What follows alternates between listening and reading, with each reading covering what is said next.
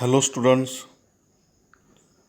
मागील पिरियडला आपण इलेक्ट्रोस्टॅटिक इयत्ता 11वी याचं रिव्हिजन केलेलं आहे. इयत्ता 11वीच्या अभ्यासक्रमावर आधारित आपण अभ्यासलेले पॉईंट्स आहेत Coulomb's law, electric field intensity, electric dipole,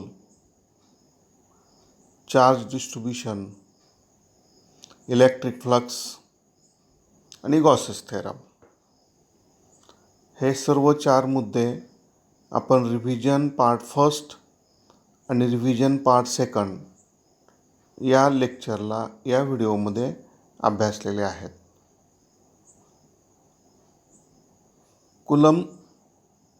coulombs law हे सगळं अभ्यासून झाल्यानंतर शेवटी आपण गॉसेस लॉ मिळवलं होतं. तो असा आहे: electric flux phi is equal to integration of vector E dot vector D S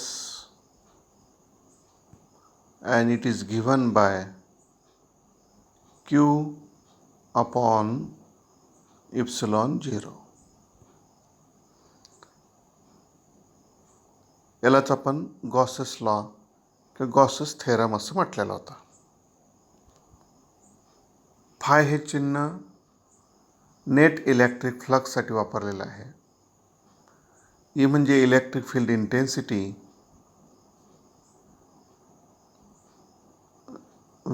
vector D S म्हणजे एरिया वेक्टर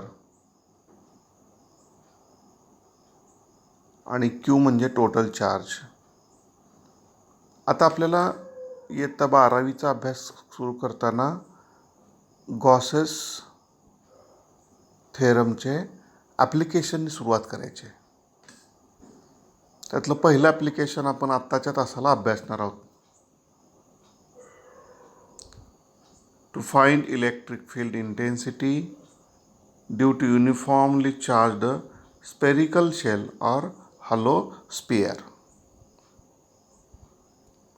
आता इथं आपण या फॉर्म्युल्यामध्ये जो उल्लेख केलेला आहे इलेक्ट्रिक इंटेन्सिटीचा, ती पॉईंट चार्जमुळे किती असते हे आपल्याला माहिती आहे.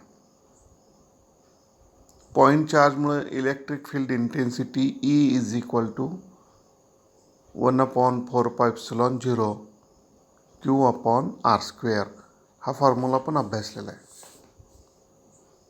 आठवत आहे का बघा, मी इथं लिहून दाखवतो.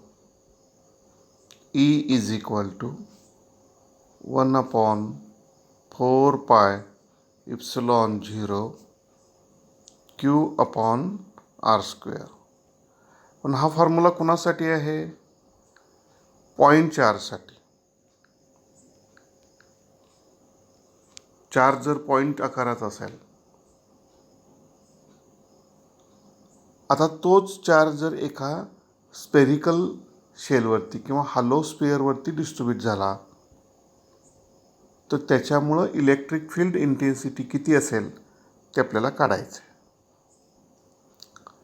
काय करायचं लक्षात आलं? आपल्याला माहीत आहे ते E is equal to 1/4πε0 Q upon R square. हा फॉर्म्युला कोणामुळं आहे? पॉईंट चार्जमुळं आहे.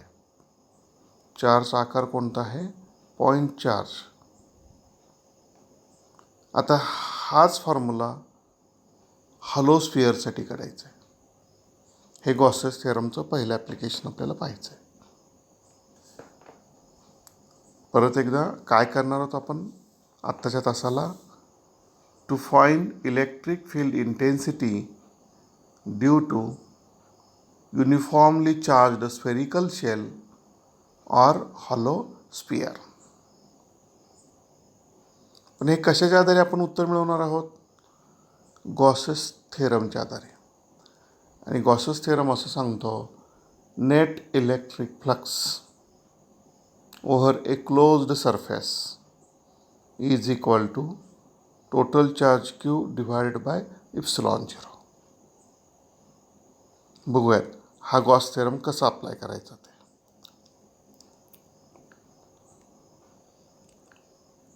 अगोदर फिगर समजावून घेऊयात म्हणजे आपल्याला ॲप्लिकेशन पाहता येईल. हा एक स्फिअर आहे पहा, त्याला म्हणूयात स्फिअर ए. त्याची रेडियस आहे आर, कॅपिटल आर. याची रेडियस किती घेतलेली आहे? Capital R. त्याच्यावरती पॉझिटिव्ह चार्ज आहे म्हणजे स्फिअर ए हा कंडक्टिंग स्फिअर आहे, तो चार्जड आहे. त्याच्यावरचा टोटल चार्ज क्यू आहे असं गृहीत धरूया. तो टोटल चार्ज क्यू एवढा दाखवला आहे, स्मॉल क्यू. तो परत पॉझिटिव्ह आहे. स्फिअर हा सिमेट्रिक ऑब्जेक्ट असल्यामुळं त्याच्यावर डिस्ट्रीब्युशन आहे ते युनिफॉर्म आहे.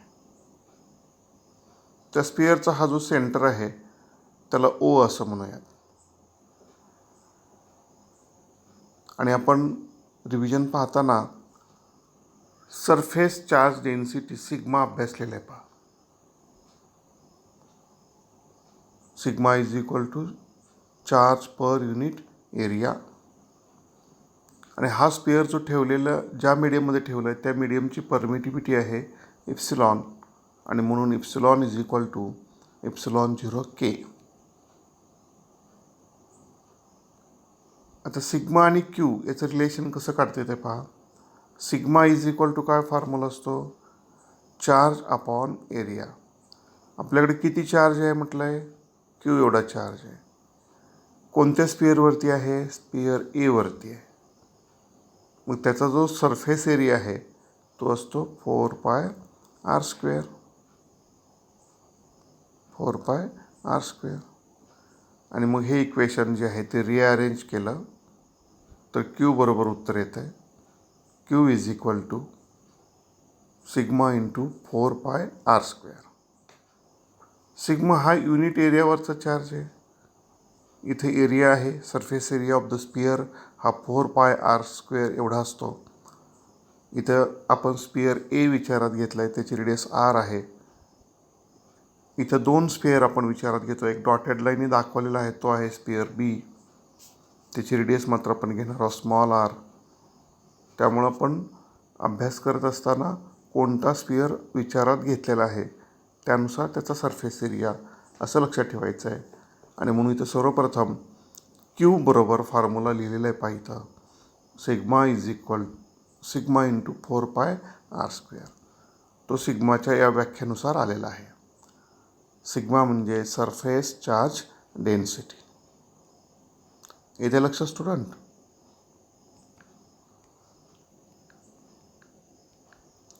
हा फॉर्म्युला आपण आत्ता काढला पहा. Q is equal to sigma into 4πr². Student हे नेहमी लक्षात ठेवा, सिग्मा हा युनिट एरियावरचा चार्ज आहे. त्यामुळं टोटल एरिया 4πr² आहे. त्याच्यावरचा चार्ज किती? तर युनिट एरियावरचा चार्ज गुणिले एरिया. जसं आपण असं उदाहरण बघूयात. आपल्याला समजा पेन खरेदी करायचे आहेत. एका पेनची किंमत 5 रुपये आहे. त्यावरून आपण कितीही पेनची किंमत काढू शकतो. मला समजा 10 पेनची किंमत काढायची, 5 गुणिले 10. तसं युनिट एरियावरचा चार्ज आहे सिग्मा. मग टोटल एरिया आहे 4πr². मग टोटल एरियावरचा चार्ज क्यू किती? तर सिग्मा इंटू 4πr². 4πr² म्हणजे area of the sphere A. पुढं जाऊयात. By Gauss's theorem net flux through the closed surface. Gauss theorem apply करताना नेहमी लक्षात ठेवा, गॉस थेरम हा फक्त क्लोज्ड सरफेसला अप्लाय करता येतो. आणि इथं आपण आत्ता जो स्पियर विचारात घेतला हा त्याच्या सरफेसवरती चार्जेस आहेत. आपल्याला गॉसेस थेरम अप्लाय करण्यासाठी असा क्लोज सरफेस पाहिजे की त्याच्या आतमध्ये चार्जेस पाहिजेत आणि म्हणून आपण हा दुसरा स्पियर विचारात घेतो आहे. त्याला म्हणतात गॉसियन सरफेस किंवा गॉसियन स्पियर. दोन्ही स्पियरचं सेंटर एकच आहे, त्यामुळे त्याला कॉन्सेंट्रिक स्पियर असं म्हणतात. आत्ता हा जो दुसरा स्पियर आहे, स्पियर बी असं म्हणूयात आपण त्याला. त्या स्पियरनी स्पियर ए एनक्लोज केलं आहे, म्हणजे sphere B encloses the charges on the sphere A. मग स्पियर बीनी एनक्लोज केलेले टोटल चार्जेस आत्ताच आपण काढलेत ते आहेत क्यू. आणि गॉसेस थिअरमनुसार नेट इलेक्ट्रिक फ्लक्स बरोबर चार्ज आणि इप्सिलॉन झिरो याचा रेशो असतो. आणि म्हणून इथं लिहिलं आहे net electric flux through the closed surface phi is equal to q upon epsilon 0. For air or vacuum k is equal to 1. लक्षात ठेवा. खरं तर इप्सिलॉन बरोबर इप्सिलॉन 0k असा फॉर्म्युला आहे.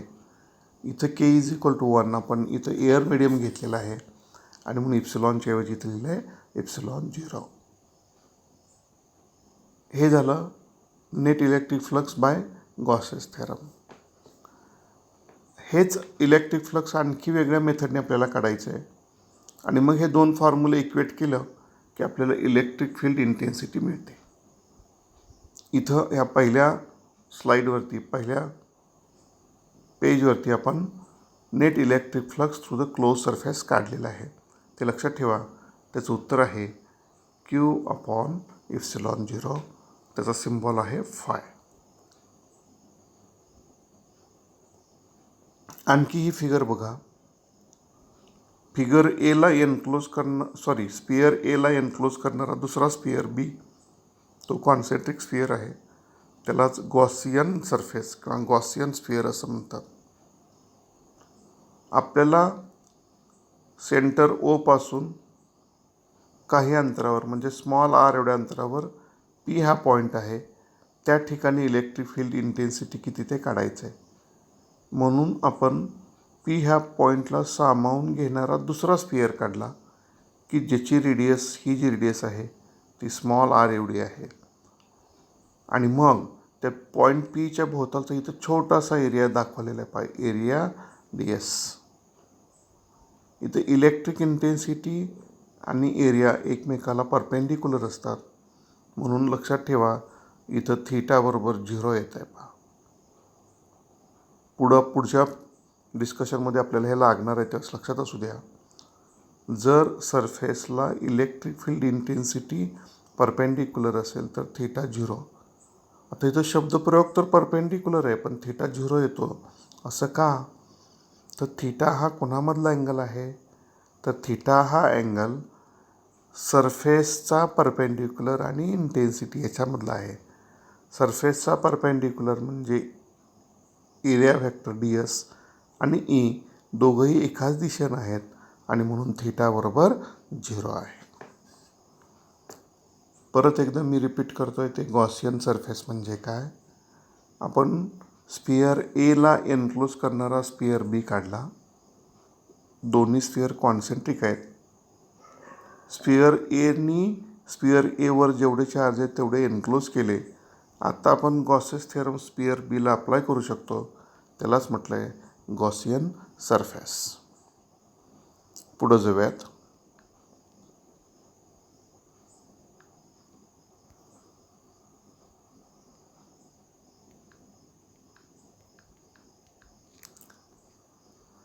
स्टुडंट, आत्ता आपण पाहिलेल्या फिगरच्या आधारे चर्चा करूयात.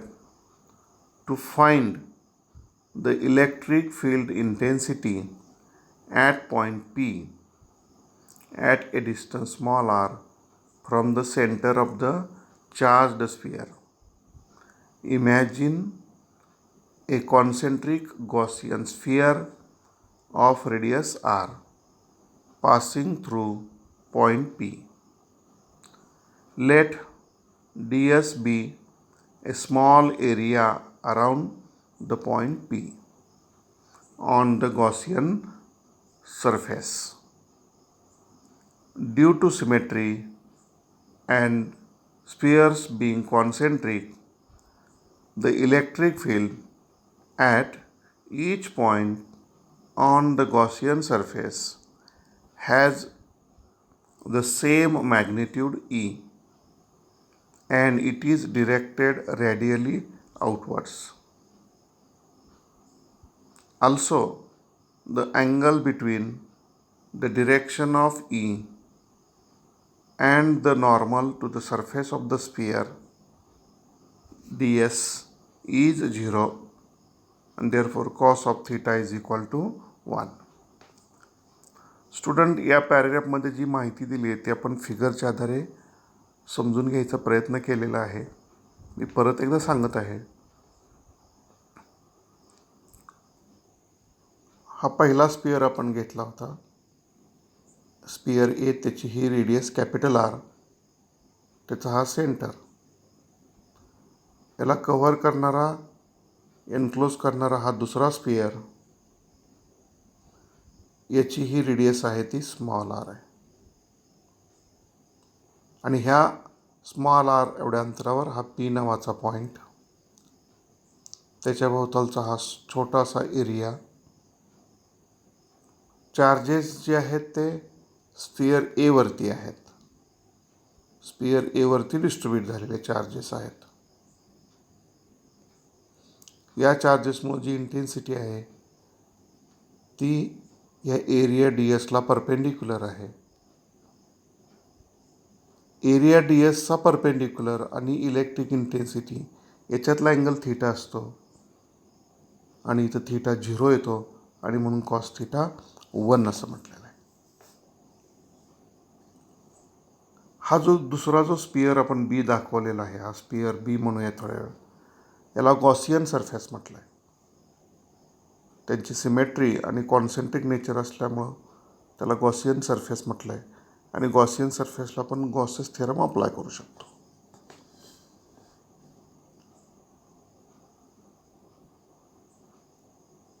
म्हणजे थोडक्यात काय केलं पहा, आपल्याला गॉसेस थेरम अप्लाय करायचा आहे म्हणून आपण इमॅजिनरी स्फिअर बी अझ्युम केला की ज्याच्या आतमध्ये स्फिअर ए आहे, आणि मग आता आपण गॉसेस थेरम अप्लाय करू शकतो.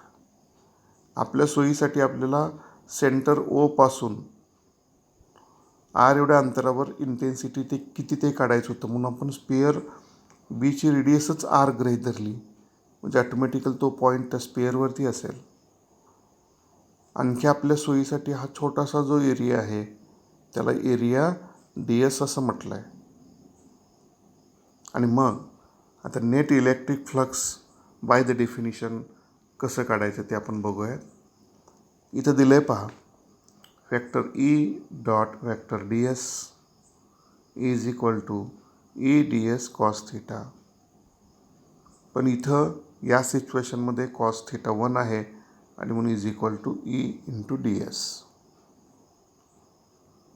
इलेक्ट्रिक फ्लक्सचा कन्सेप्ट अभ्यासताना 11वीचं भाग रिवाईज करत असताना आपण हे बघितलेलं आहे. आणि तुमच्या लक्षात आलं असेल 11वीचा भाग आपण रिवाईज का केला, तर तो व्यवस्थित समजला असेल तरच आत्ता 12वीच्या संकल्पना, 12वीचा अभ्यास व्यवस्थित समजणार आहे. Electric flux is equal to vector E dot vector D S. हा कन्सेप्ट आपण इयत्ता 11वीच्या अभ्यासक्रमावर अभ्यासलेला आहे, तो इथं आता वापरलेला आहे. आणि त्याच्यात या आर्टिकलमधलं, या डिस्कशनमधलं जे सिच्युएशन आहे थीटा इज इक्वल टू 1, ते आपण cos theta is equal to 1 ते इथं आपण सबस्टिट्यूट केलं आहे. आणि मग आपलं उत्तर येतं आहे vector E dot vector D S is equal to E D S. No flux phi D phi through area D S. आता आपण विचारादाखल म्हणून छोटासाच एरिया विचारात घेतला पाहिजे, हा एरिया डी एस. आणि म्हणून फक्त सुरुवातीला जो फ्लक्स काढला आहे तो त्या एरियातलाच काढला आहे. आणि आत्ताच आपण पाहिलं flux through area D S is equal to E into D S. आता कन्सेप्ट कसं आहे बघा, स्फिअर बीचा छोटा एरिया घेतला, एरिया डी एस, त्यासाठीचा इलेक्ट्रिक फ्लक्स काढला. आता त्याच्यावरून आपल्याला टोटल इलेक्ट्रिक फ्लक्स काढायचं आहे. Total electric flux through the Gaussian surface phi is equal to त्याचं इंटिग्रेशन करायचं आहे, म्हणून तिला integration of vector E dot vector D S. पण vector E dot vector D S म्हणजेच काय असतं ते आपण आता पाहिलं आहे. E D S, E into D S cos थिटाची व्हॅल्यू 1 आली. इंटेन्सिटी, आता स्पियर बी वरचा कुठलाही पॉईंट घ्या, प्रत्येक पॉईंटला इंटेन्सिटी सारखी असते. त्याचं कारण सेंटरपासूनचं हे जे अंतर आहे आर ते सारखं आहे आणि सिमेट्रिक ऑब्जेक्ट आहे, म्हणून इंटेन्सिटी कॉन्स्टंट आहे. ती इंटिग्रेशन चिन्हाच्या बाहेर निघाली. इंटिग्रेशनच्या चिन्हात राहिलं फक्त इंटिग्रेशन ऑफ डी एस. आता इंटिग्रेशन ऑफ डी एस याचा अर्थ असा आहे, हा जो स्मॉल एरिया डी एस आहे, ह्या सर्व अशा छोट्या छोट्या एरियांची बेरीज केली तर स्पियर बीचा एरिया तयार होतो. आणि स्पियर बीचा एरिया, त्याचा फॉर्म्युला आहे 4π इंटू स्मॉल आर स्क्वेअर. आता स्पियर बीची रेडियस स्मॉल आर असल्यामुळे आपण इथं स्मॉल आर घेतलं आहे, लक्षात असू द्या. आणि म्हणून by the concept of electric flux phi is equal to E into 4π R square. Student, अगोदरच्या पेजवर आपण इलेक्ट्रिक फ्लक्सचाच फॉर्म्युला काढला, पण तो गॉसेस थेरमच्या आधारे. तो होता Q/ε0. आणि इलेक्ट्रिक फ्लक्सच्या आधारे परत आपण नेट इलेक्ट्रिक फ्लक्स काढलं, phi is equal to E into 4π R square.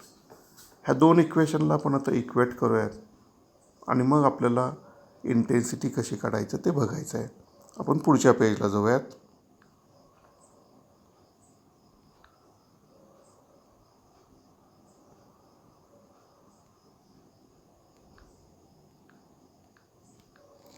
Yes, आत्ता आपण जे इक्वेशन मिळवलं ते इथं मी परत लिहितो आहे पहा.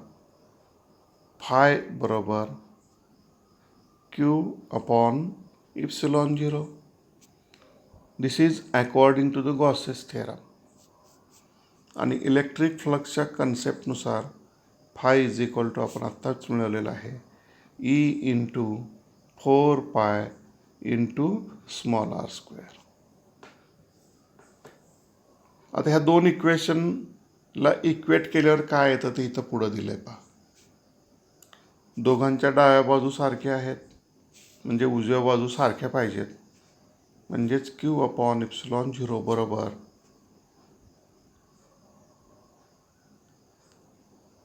एक मिनिट, हा जो फाय आहे हा गुणाकार आहे पहा दोघांचा, ई इंटू 4π आर स्क्वेअर. ह्या दोघांना इक्वेट करायचं आपल्याला. म्हणजेच Q/ε0 is equal to E into 4π R square. याच्यात आपल्याला इंटेन्सिटी पाहिजे, म्हणून ईसाठी हे इक्वेशन रिअरेंज केले पहा.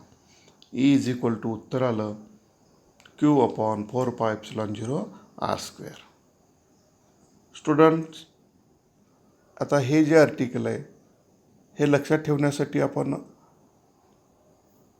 आपल्या अंडरस्टँडिंगसाठी असं म्हणूयात, गॉसेस थेरम वापरून नेट इलेक्ट्रिक फ्लक्स काढायचा.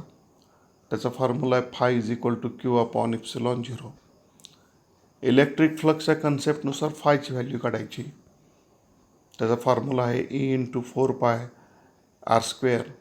दोघांना इक्वेट करायचं, रिअरेंज करायचं, आपल्याला हा फॉर्म्युला मिळतो आहे पहा. Electric intensity E is equal to 4πε0 R square. ही इंटेन्सिटी कुणामुळं म्हटलं आहे आपण हे आर्टिकल अभ्यासताना? हॅलो स्पियर आहे, चार्जड कंडक्टिंग स्पियर आहे, त्याच्यावर Q एवढा चार्ज आहे आणि त्यामुळं त्या स्पियरपासून काही अंतरावर आपल्याला इलेक्ट्रिक फील्ड इंटेन्सिटी किती आहे ते काढायचं होतं. आता खरं तर याची तुलना आपल्याला पॉईंट चार्जशी करायची आहे. पॉईंट चार्जचा अभ्यास करताना आपण पाहिलं पहा, पॉईंट चार्जमुळे इंटेन्सिटी असणारा फॉर्म्युला, मी परत ते फॉर्म्युले वेगळ्या स्वरूपात लिहितो.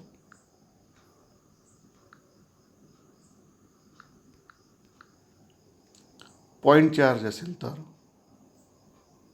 कोणत्या आकाराचा चार्ज आहे?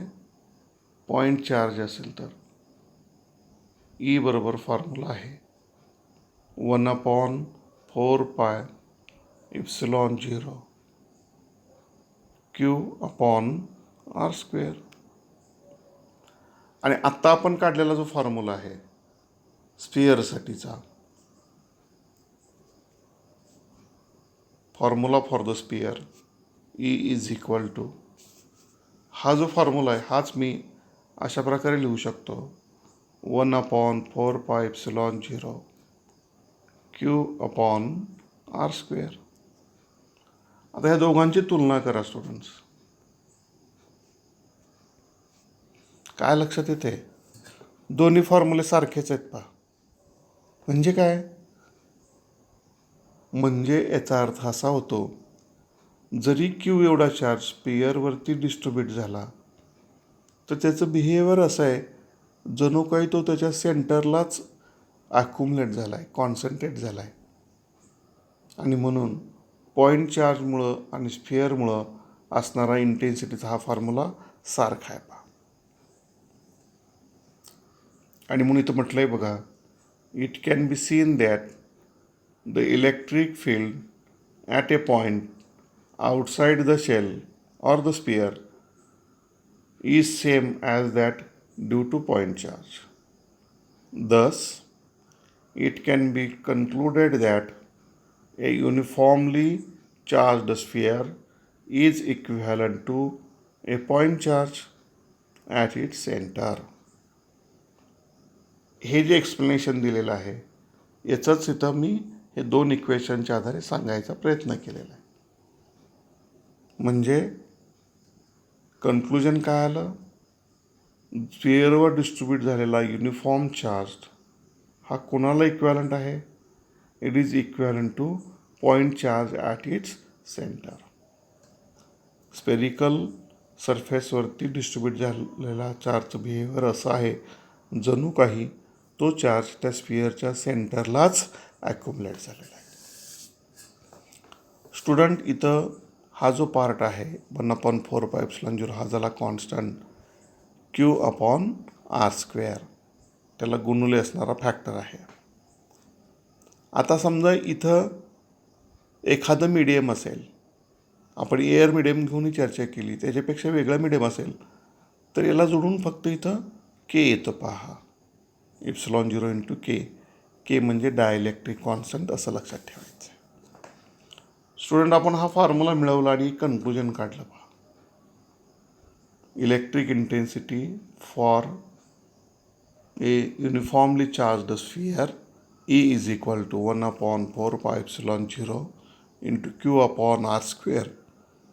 आणि याचं कन्क्लुजन असं होतं की हा फॉर्म्युला हा पॉईंट चार्जच्या फॉर्म्युलेला सिमिलर आहे. आता हाच फॉर्म्युला आपल्याला सिग्माच्या भाषेत लिहायचं आहे. कसं ते बघूयात.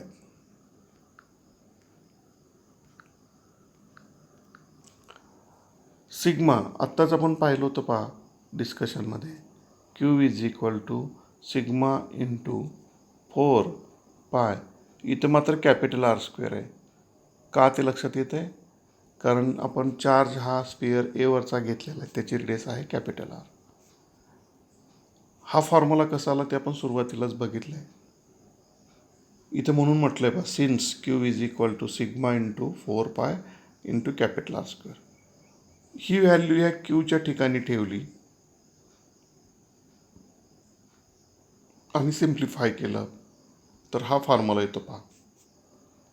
इंटेन्सिटीचा फॉर्म्युला येतो आहे sigma × capital R² divided by ε0 × small r².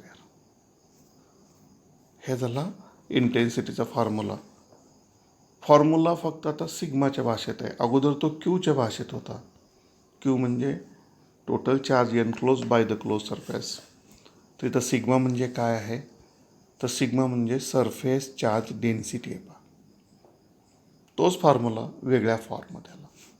E is equal to sigma × capital R² upon ε0 × small r². आता याच्यानंतर आपल्याला याच्या दोन वेगवेगळ्या केसेस पाहिजेत. म्हणजे काय? आपण हा जो फॉर्म्युला मिळवला आता, हा formula outside the charged sphere होता. जसं आपण स्फिअरच्या बाहेर आता विचार केला तसं स्पिअरच्या आतमध्ये विचार करावा लागेल किंवा स्पिअरच्या सरफेसवरती. आणि म्हणून केस फर्स्ट जे म्हटलं आहे, if point P lies on the surface of the charge the sphere, असं असेल तर mathematically small R is equal to capital R. आणि मग या फॉर्म्युल्यामध्ये स्मॉल आर आणि कॅपिटल आर सारखा झाला की आर स्क्वेअर कॅन्सल होतो आणि मग फॉर्म्युला येतो सिग्मा अपॉन इप्सिलॉन 0, किंवा तोच दुसरा फॉर्म्युला आहे क्यू अपॉन 4πε0 स्मॉल आरच्या ऐवजी कॅपिटल आर येईल, कॅपिटल आर स्क्वेअर. म्हणून इंटेन्सिटीचा फॉर्म्युला कशा प्रकारे बदलला बघा. पण कुठं पाहतोय आपण आता हा point? This point P lies on the surface of the charge the sphere. आणि म्हणून E is equal to Q upon 4πε0 into capital R square. ही झाली एक शक्यता. म्हणजे बघा, स्पिअरच्या बाहेर होतो, स्पिअरच्या सरफेसवरती आलो. तसं तिसरा पार्ट स्पिअरच्या आतमध्ये, त्याला केस सेकंड असं म्हटलं आहे. E point P lies inside the sphere since there are no charges inside, sigma is equal to 0, therefore E is equal to 0. Sphere B हा आपण स्पिअरच्या आतमध्ये घेतला तर स्पिअर बीच्या आतमध्ये एकही चार्ज असणार नाही. आणि चार्जेस एनक्लोजच नसतील तर मात्र आपल्याला इंटेन्सिटी 0 येणार आहे. आणि म्हणजेच थोडक्यात काय, electric intensity inside a charged sphere is always equal to 0. त्याच्या सरफेसवरती आहे, सरफेसच्या बाहेर आहे. आता सरफेसच्या आतमध्ये इलेक्ट्रिक इंटेन्सिटी ही 0 असते. स्टुडंट्स, आत्ताच्या पिरियडला आपण अगदी शांतपणे विस्तृतपणे गॉसेस थेरमचं पहिलं ॲप्लिकेशन अभ्यासलेलं आहे. त्याच्यात आपण चार्ज स्पिअरमुळे एखाद्या पॉईंटला इलेक्ट्रिक फील्ड इंटेन्सिटी किती असतं ते काढलेलं आहे. त्याचा एक फॉर्म्युला आहे E is equal to Q upon 4πε0 R square. आणि तोच फॉर्म्युला सिग्माच्या भाषेत आहे sigma into capital R square divide by ε0 into small R square. आत्ताच्या तासाला आपण इथं थांबूयात.